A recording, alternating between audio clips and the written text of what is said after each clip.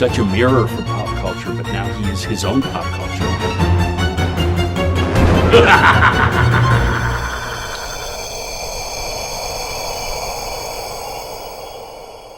Okay. All right. How you doing, Daphne? Hi, great, and you? Nice to meet you. Nice to meet you too. I watched the King on Screen documentary, and I absolutely enjoyed it. And I really loved the opening with the with everyone appearing in it and having this little mini story before we get all the content. And I think that was amazing how that was done. Oh, thank you so much. Yeah, we put a lot of effort into that, and we really wanted, to have the feeling that we are entering Stephen King universe before discussing with the directors. So we really wanted to give this feeling to the audience. That's awesome. So my first question is, where did your fascination with Stephen King begin?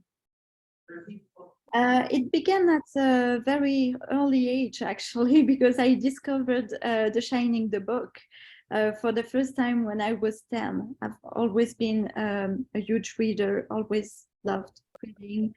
And so it's the first Stephen King book that I discovered. And then right after I read it.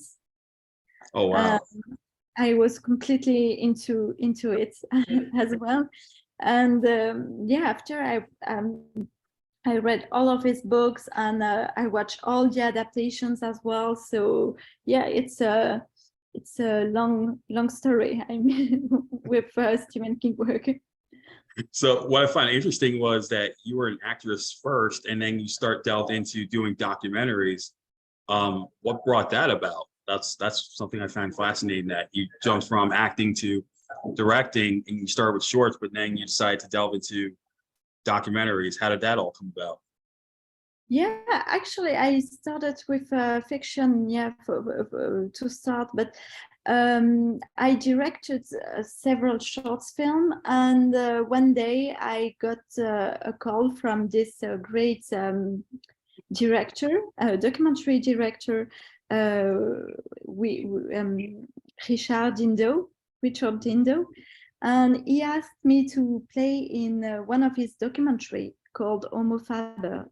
And it was very interesting the way he worked on the movie. And I mean, I wasn't used to documentaries at all. I mean, I think I would have never thought of making a documentary before meeting him. So it kind of changed a lot of the vision that I had about documentary. And after meeting him, I thought, okay, well, it's something that I could do sometimes, something that I wish I could try to. And talking to Sebastian Cruz, who produced King on Screen and a lot of my work, I told him, I don't find a lot of information about people who are working in prison. We see a lot of documentaries about the people that are in, about the inmates, but not so much about the people who are working there. And he told me, well, perhaps we should do a documentary about that. And I said, oh, wow. Yeah, absolutely. We should do it. So it was the first time that I made a documentary, and I completely enjoyed it. I really loved it. And after that, I made other documentaries about cinema, because cinema has always been such a passion for me. And I'm still doing some fiction, but here I'm trying to do a first feature film. So fingers Oh, that's crossed. awesome. It will happen soon. Let's hope so. What I really liked was the use of like old footage, like classic behind the scenes footage, because sometimes when you watch a documentary, you don't get enough about the topic. And, like I didn't even know Stephen King was actually on the set of The Green Mile during that time. That was something I found amazing. And it was his birthday on top of that. That just really like shocked me. And I'm like, wow, that's amazing. And then, we've heard about the longstanding rumors with Shelley Duvall and Stanley Kubrick on The Shining, and we actually see it firsthand in this documentary. So it like really opened up. 'Cause I've always been a Stephen King fan since I was a teenager. I read Christine was my first Stephen King novel, and then I started reading it and Carrie and all those. And just, you know, and I've always wondered like so much about the you know, how the movies were done, and you know what changed and what I always love doing that. I always love reading a novel and then comparing the movie to the novel. And like Misery was one I didn't read, but I find that fascinating that in the original version, in the novel, she cuts the foot off, and Rob Reiner was totally against that. And of course, it lets the iconic sledgehammer to the foot. I mean, just seeing these facts, it's something I really love about watching these documentaries. Yeah, thank you so much. Actually, we really wanted to have something like, not having just anecdotes, but at the same time, we thought it could be very interesting to have this insight about every film we were talking about. And having those behind the scene of Stephen King on the Green Mile set, something kind of intimate, and we thought it could bring a lot of emotion to the film as well. So we really wanted to have something quite balanced between talking something more intellectual, about the process of adapting and the different themes, and analyzing a little bit the work of Stephen King, and at the same time having nice anecdotes about the shooting. So we really try to have both things in the film.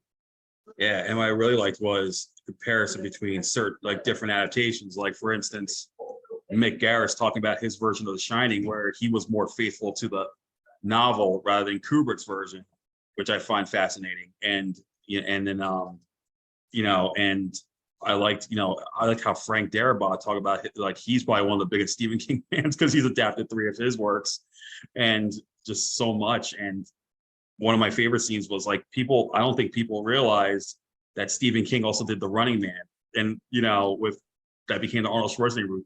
I don't think there are people out there who might not realize that. And I love that opening scene where Alexandra Paul, who was in Christine, was like supposed to be the Richard Dawson, and you see the audience and just going crazy. But I like that, just some of these nuances, like people don't know that Stephen King actually did some of these other works that were adapted. So I like the fact that you brought all that into play with this. Yeah, thanks. Yeah, it's something that we really wanted to explore as well, is to show how much he is able to do anything, to write anything, because he's not just the horror guy, he's also Richard Bachman is also the guy who was able to write Shawshank Redemption, which is a film far from horror, far from the image that we put on Stephen, the sticker that we put on his face. So we really wanted to show the multiple faces that Stephen King has. So we worked a lot on that. Yeah, and it's clear, man. Stephen King, I think he loves the fans, and he loves the fact that I think he likes the fact that when he adapts when he sees these adaptations, he's like, for the most part, he's all for it. Like he loves. And I remember he even tried to adapt himself Maximum Overdrive from Trucks, and I know that didn't do too well. Now it's considered a cult classic, but the fact that he attempted to direct the film, I think, was also awesome back in the day. And I would like to ask you this: what are your favorite Stephen King adaptations, like film wise? What would you consider your favorites? I love Frank Darabont adaptation because I think they are very great. I mean, the Mist Ending, the Green Mile, which is such a moving film, but some other ones as well that are not that famous. 1408, for example, I think it's a great film. I really enjoyed it. And other ones, well, I'll have to think. But there are so many great adaptations as well, because a lot of people are talking and saying, well, there are a lot of bad adaptations. And I'm like, well, I don't know. I love pretty much, even Maximum Overdrive. Everybody is talking about how bad Maximum Overdrive is. And I'm like, I'm having so much fun watching this movie, Yeah, exactly.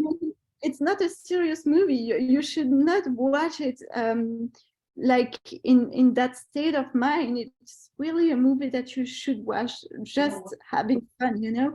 And yeah, I think there are some great adaptation of his work. Yeah. Yeah, I also like sometimes they come back, and then of course they did two sequels that people might not know about. The second one I think is my favorite one of the sequels because the late Alexis Arquette was so like funny and both evil as the lead demon in that one.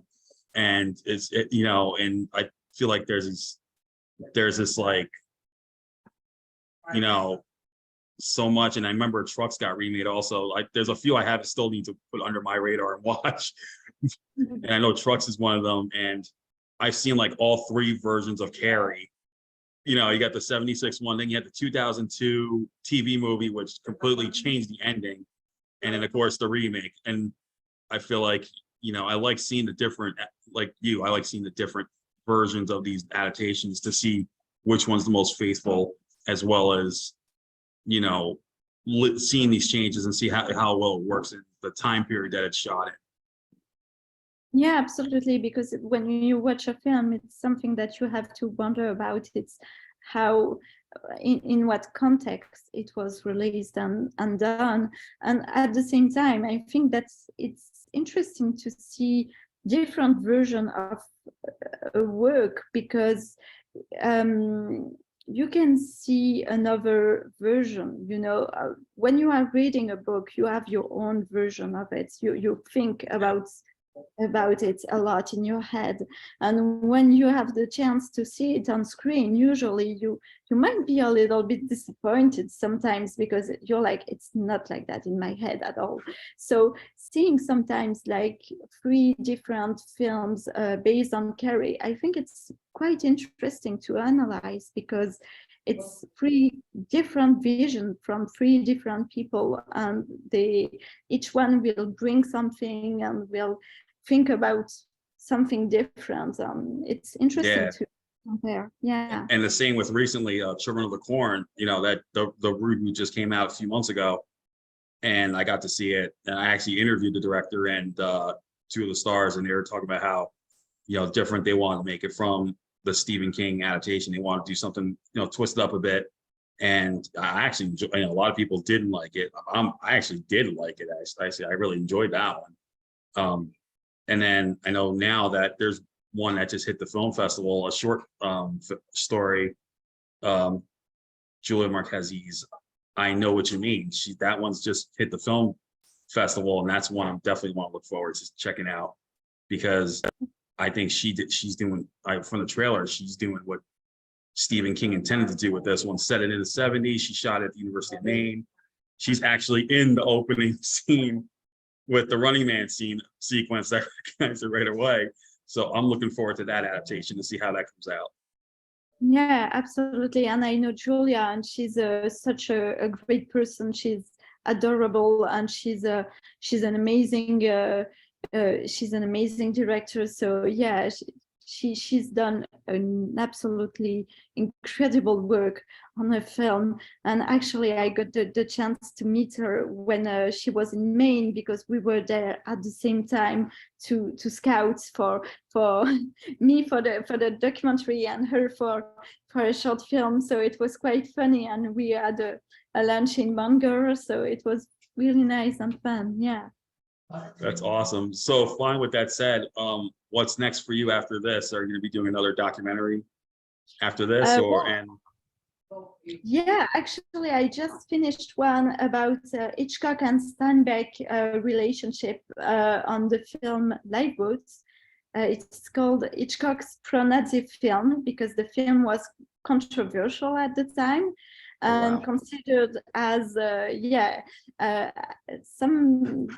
can say considered as pro-Nazi for a few people.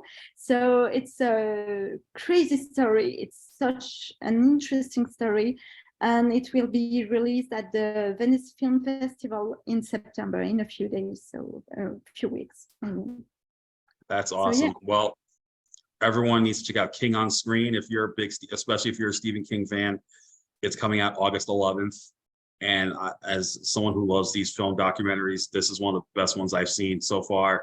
And Daphne, thank you so much for taking the time to talk about it. Thank you so much. It was nice talking to you. Thank you. All right, you take care. Have a good day. Yeah, you too. Thanks. All right, Bye. bye-bye. Bye.